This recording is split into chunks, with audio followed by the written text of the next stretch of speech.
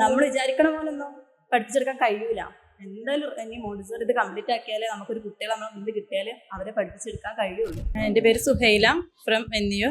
ഞാൻ ഇൻസ്റ്റയിൽ ആഡ് കണ്ടിട്ടാണ് എജുതാലിമിൽ ഇങ്ങനെ ഇതിൽ ജോയിൻ ആയത്. മുന്നേ ഒരു പ്രാവശ്യം എജുതാലിമിൻ്റെ ഒരു കോഴ്സ് ഞാൻ ഒരു 5 ഡേയ്സിൻ്റെ ചെയ്തിരുന്നു. അന്ന് തന്നെ എജുതാലിമിനെ കുറിച്ച് എന്താ പറയുക, നല്ലൊരു ഇതായിരുന്നു എനിക്ക് ഉണ്ടായിരുന്നത്. PPTs കഴിഞ്ഞിട്ടുണ്ടായിരുന്നേ.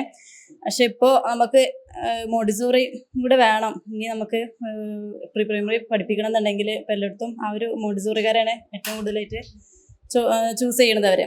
അപ്പോൾ PPTs പഠിച്ചിട്ട് ഒരു കുട്ടികളെ എങ്ങനെയാണ് ഹാൻഡിൽ ചെയ്യുക എന്നുള്ളത് അറിയാൻ കഴിഞ്ഞിട്ടില്ല.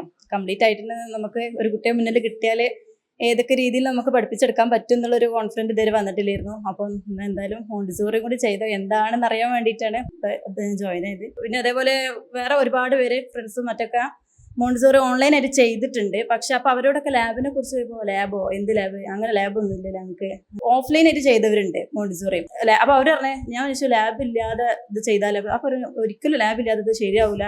കാരണം ലാബ് ഉണ്ടെങ്കിൽ ഈ മോണ്ടിസോറി എടുത്ത് അത് കംപ്ലീറ്റ് ആക്കിയിട്ടൊരു ഗുണമുള്ളൂ. എന്നാൽ നമുക്ക് കുട്ടികളെ എങ്ങനെയാണത് ചെയ്ത് കാണിച്ചു കൊടുക്കാൻ, അല്ലാതെ ഓൺലൈനായിട്ട് ഒരിക്കലും ലാബ് ഇല്ലാതെ അത് കംപ്ലീറ്റ് ആവില്ല എന്ന് പറഞ്ഞു. എജുതാലിം ലാബ് കൂടെ നമുക്ക് അറിയാനുള്ളൊരു അവസരം തന്നപ്പോൾ എന്തായാലും ചൂസ് ചെയ്ത് ഇത് എടുത്തത് ഏറ്റവും ഒരു ബെറ്റർ ആയിട്ടുള്ള ഓപ്ഷൻ എനിക്ക് തോന്നിയത് ലാബ് അറ്റൻഡ് ചെയ്തപ്പോൾ.